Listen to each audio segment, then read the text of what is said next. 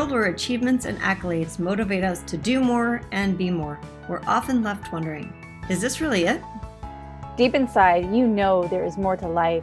You're ready to leave behind the old, push your way through, and claim the deeper life that's calling you.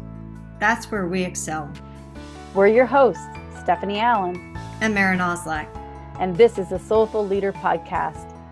Sit back and relax as we share the shortcuts we've uncovered to help you make shift happen.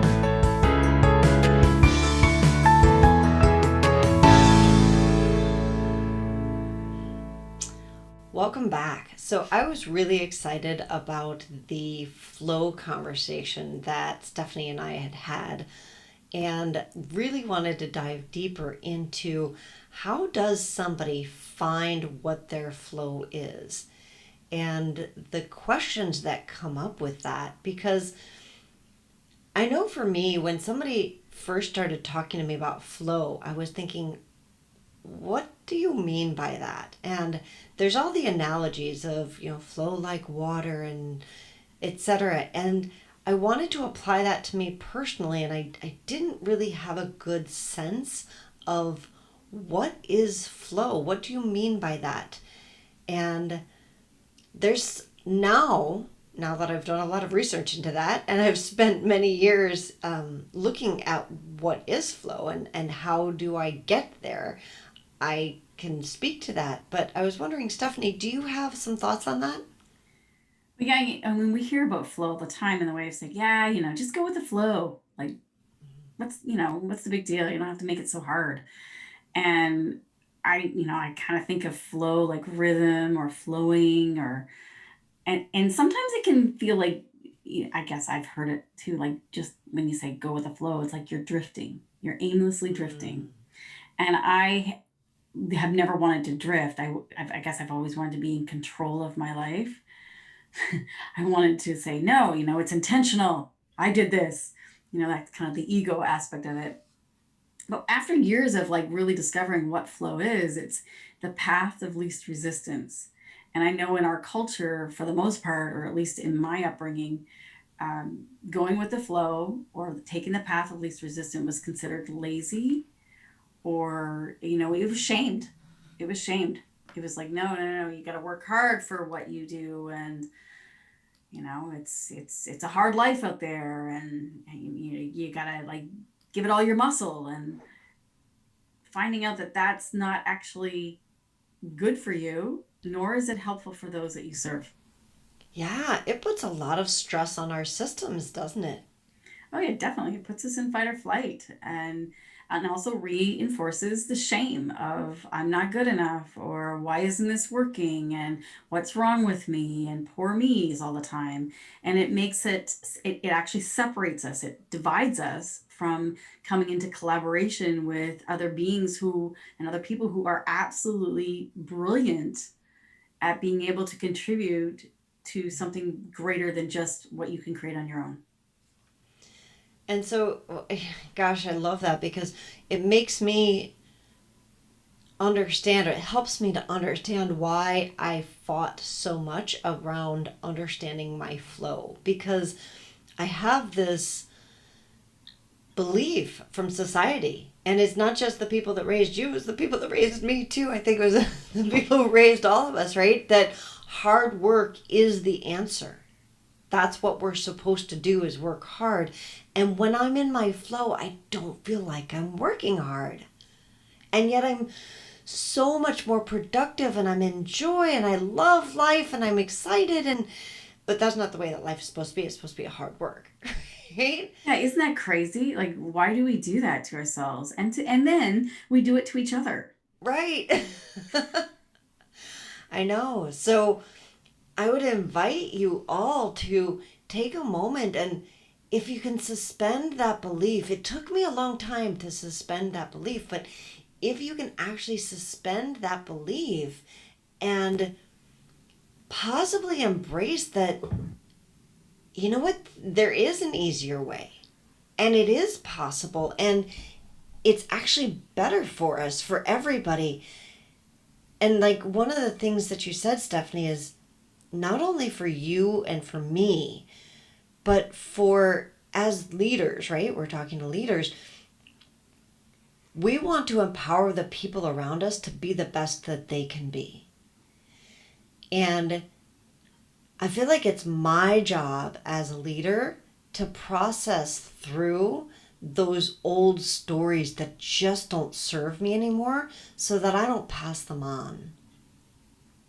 Oh, so true. It's like, because we end up taking like what we have learned, we then integrate into ourselves, and then we pass it on to others, whether that learning is good, true, or beautiful or not. We pass it on, and we're really being asked to be in a new paradigm, a new way of looking and being. And I know some of the people, like my clients that I work with, are school teachers, and they struggle with having so many different skill sets and issues and things that are going on within their classroom. And it's like, how can I be one thing to all people? It's impossible. And that children, including ourselves, we all have different gifts and strengths and passions and values, and we are all need to be supported to be in our natural flow, which is where we light up. And when we light up, we light other people up around us. And it gives other people permission to find what is their sweet spot in life. And I think for my most part too is like, so the question is like, how do we do that? How do we discover what our gifts and strengths are? How do we determine what they are? Like, because a lot of times we can be trained into being good, like being skillful at something else. I'll see this a lot too, like when I do profile assessments with people, and they will come out saying, well, I should be good at this. And so I put a lot of time, effort, and energy, money into becoming better at that. I'm like, well, do you love it? And I'm like, no, I hate it. And how that plays out on the physical body, how that plays out on their relationships, how that plays out on their finances, their health, Yeah. their emotional well-being. Like, it's just, it really does play out. I think that one of talent, we have this idea that we're born with talent. And I love one of our teachers talks about talent is just built skill sets. Talent is the amount of time that you put into something to develop it.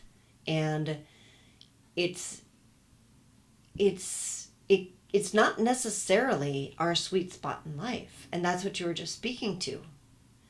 So how do we find what our true sweet spot is? And for me, the first thing that I needed to recognize was that there is something that is completely unique to me that I am here to do and to be. There's someone that I'm to be, and there's something that I'm to do, and it's completely unique to me.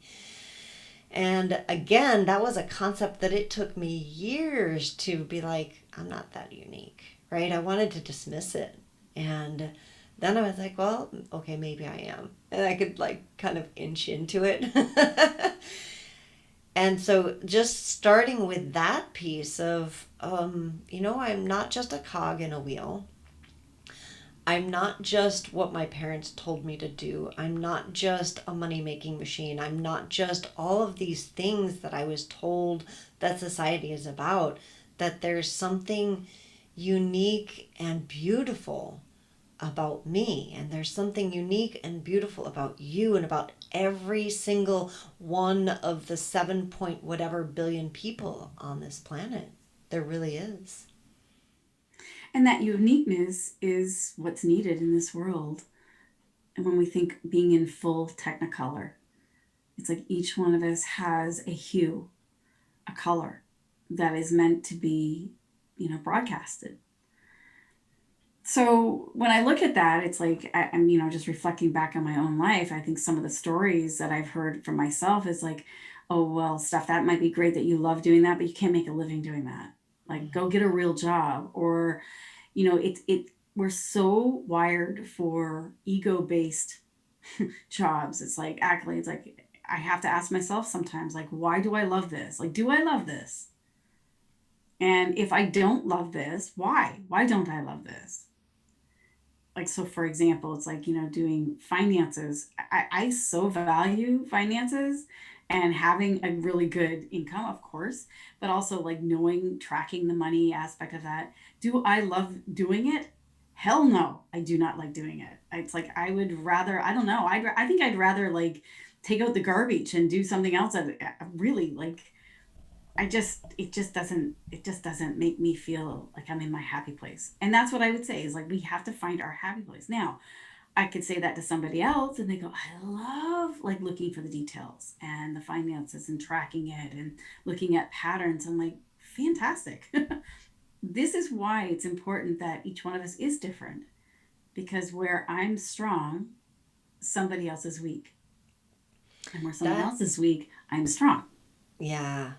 And that brings me to another piece that took me a while to get, is that we're not meant to do it alone.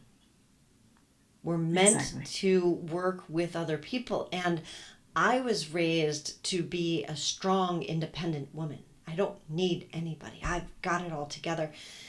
And it's debilitating and it's hard, and I And it's heavy to carry that weight all on your own. it is. Hmm. And it's still something that I'm working with. I mean, it's like it's an ongoing, that one's an ongoing process for me of building a team and really understanding that everybody brings their gifts to the team, and then it makes all of us better, right?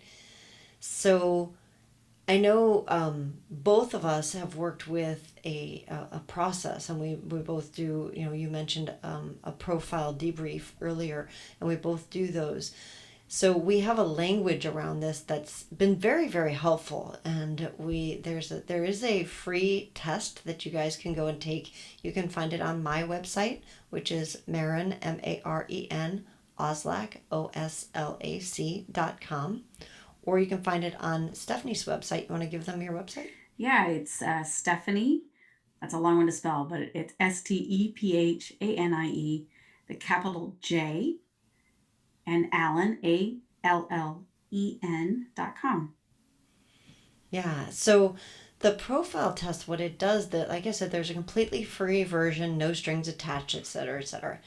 And it you'll come up as one of four energies. And what has really been helpful for me about knowing what my base energy is, there's a paid version which gives you a little more information. It goes deeper and goes into 8 profiles. And really, if you can just get to your base energy, it's been it's made a difference, both me professionally and for me personally. My husband and I understand each other much better now because we have completely different energies. And when I first professionally, when I was starting my studio, I built the studio around people's what they said they could do well, which I believed, and also, hey, we get along really well. And what happened was when I ended up with people actually taking the test, I realized that we all were in the same energy. And my energy is I start things really well. It's called dynamo energy. And I'm really good at new ideas and all the new shiny stuff. And it's funny because Stephanie and I were just talking about like the stewardship of following through on something. Like I start a new garden bed in my house, at my house, right? And then I'm not the best at maintaining it. So then I'm on like, well, I'll do a new one, right? I get excited about a new project. So going back to my business didn't start to thrive and actually even survive until I started really being aware of people's energy and not just what they said they did well. I know Stephanie dealt with that recently, of like somebody who is in an accounting position and they're dynamo energy.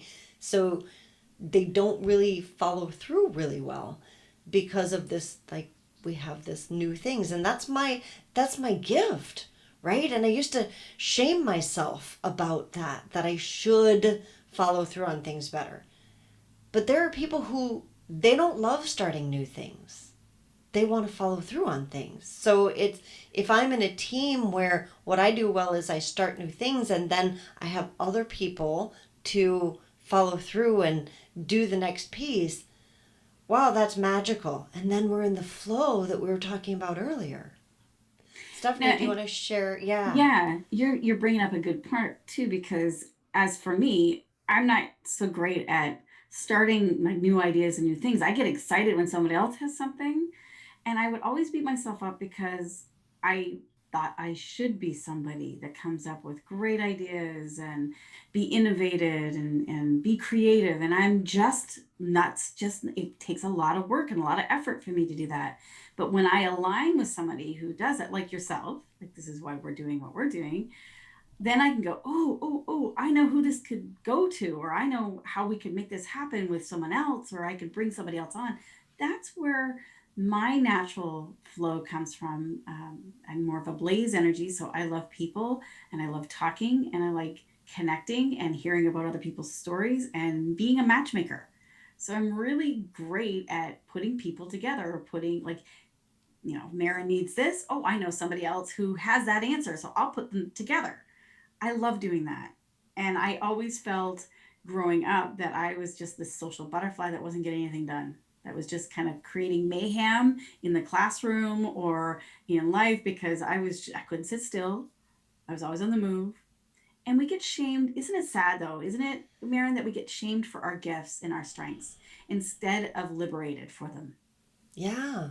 We're told that we need to work on the things we're not good at, and essentially shamed and dismissed the things we are good at. And it's crazy. There was a study that was done that showed um, they took two groups of people and asked them to do the next level, right? To work on something for X amount of time. And one group of people, they took them and they put them in their gifts, right? And they said, okay, you're already good at this. Say, for example, reading. You're already good at this. So go ahead and put all of your time and energy into what you're good at. And then they took the other group of people and they said, you're not good at this. And you're it's not your area of expertise. So go ahead, you're pretty bad at it actually. So go ahead and work on it. And the group of people that they took and they said, you're good at this, put all of your energy into it, they excelled. They became like masters at what they were good at. And then the people that they said, you know what, you're not very good at this, why don't you put some time and energy into it? They became average at it. And when I Yeah. think about that, I'm like, I don't want to be average in life. I want to excel. And when we think of time, like think of all the time that you're putting into something just to become average. You can't Right. get that time back. You can't get that energy back. It's And you're not. in the stress, and my cat is visiting. You're in the it puts you into that stress mode, right? It's just not a productive way to be. So we've talked about two of the energies. One of them is dynamo and the next one is blaze. As we think of them like in seasons wise or going around, if you think of like around a square, the next one would be tempo energy. And those people are really great at the details and finishing things and following through, and the stuff that I'm not good at, Stephanie's not good at, right? Well, grounding the project, right? Grounding the Yeah. project, nurturing. We're really good at nurturing and caring. Like when you think of, it's actually earth energy. So it's about putting roots down. It's about mothering, nurturing something, caring for something. Right. These are people in your frontline workers at the hospital. Like they're the ones that can really triage. They can take a chaotic system and then actually ground it and do what needs to happen in the right order. Like they're Yeah. wonderful.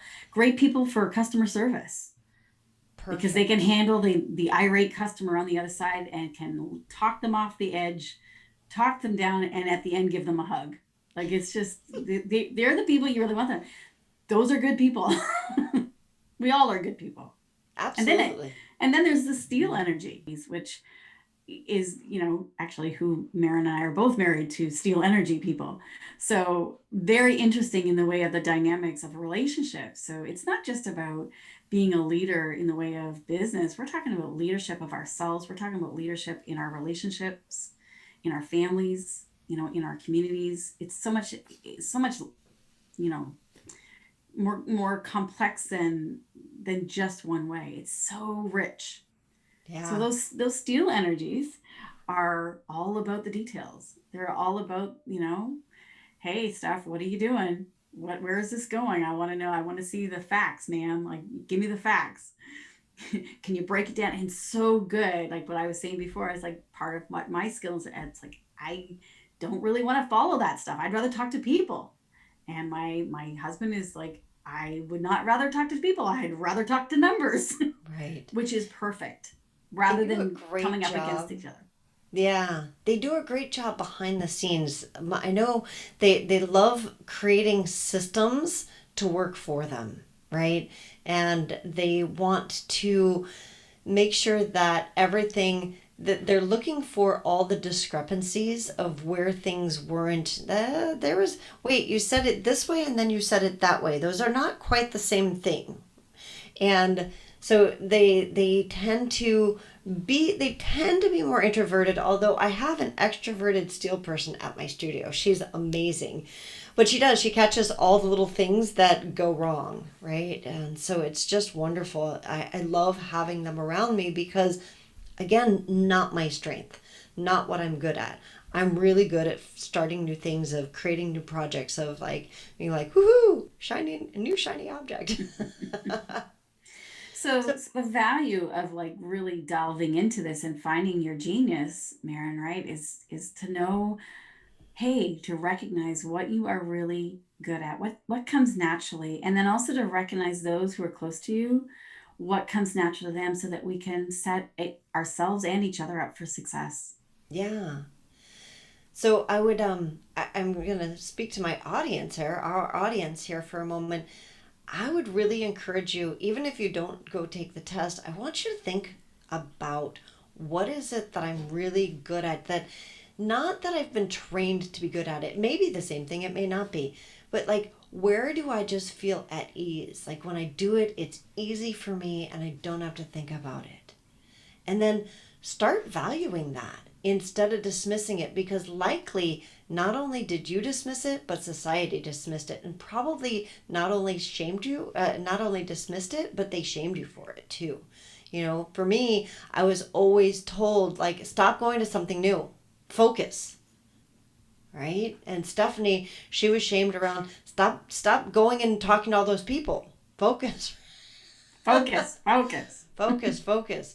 And whatever your gift and strength is, it may be hidden in the shadow like that. You were shamed about it, so you've tucked it away and you don't even want to acknowledge it. So maybe go take the free test, visit our websites, and at least look at, where is that for me? And where is that for the people around me, where I could stop shaming and start celebrating and start a new way of doing things, one that is a little bit easier and more fun and more joyful. Wouldn't wouldn't that be a concept, huh? And here's something too, like if you want to really step out of your comfort zone and try this on, ask the people that are close to you. Mm. Ask them what they see as your natural gift and strength. You might be not only surprised, but also delighted on what they see in you that you don't recognize in yourself. And then I always say, make sure that you offer it back to them too, so that it's an exchange of saying, hey, this is what I see your gift and strength as well. Yeah, I love that. So, Stepanie, I know we're wrapping up here. Would you like to give them your website again, so that if there is somebody who wants to take advantage of the free test, that they can do that? Absolutely. So you can go to my website at www.stephaniejallen.com. You can also find it at my website, which is Maren, Maren, Oslac, Oslac.com. And we look forward to seeing you next week on our Soulful Leader podcast. Have a wonderful week and find those gifts and strengths.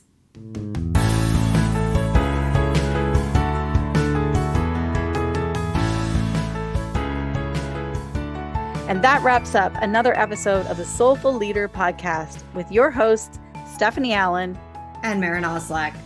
Thank you for listening. If you'd like to dive deeper, head over to our website at thesoulfulleaderpodcast.com. Until next time.